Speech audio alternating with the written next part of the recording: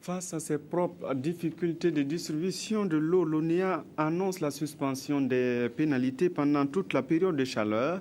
C'était au cours de la visite de la Ligue des consommateurs aujourd'hui. La Ligue demande à la nationale de l'eau de donner une information juste aux consommateurs. Moumouni Soubega. À travers cette visite, les responsables de la Ligue des consommateurs veulent en savoir plus sur les causes des coupures d'eau qu'ils jugent intempestives.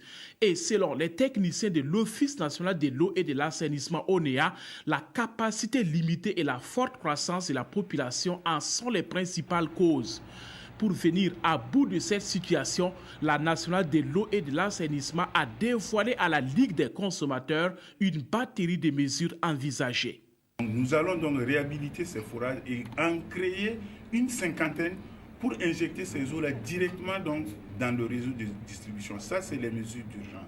Alors, pour ce qui concerne donc le long terme, c'est le projet Ziga 2 pour lequel nous avons priorisé donc la production d'eau potable et l'amener donc de cette eau potable donc de Ziga à Ouagadougou. L'ONEA a également annoncé la suspension des pénalités pendant les périodes chaudes, une mesure saluée par la Ligue des consommateurs qui par ailleurs invite l'ONEA à mettre l'accent sur la communication afin d'éviter des surprises désagréables.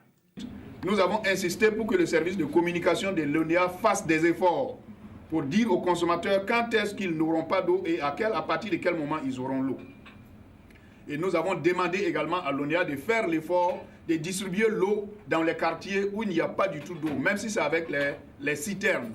Selon les responsables de l'ONEA, les délestages pourraient continuer jusqu'à la fin du projet Ziga 2 prévu pour 2017. En attendant, l'ONEA envisage de réhabiliter 57 anciens forages et d'en réaliser 43 autres dans les villes déficitaires du Burkina.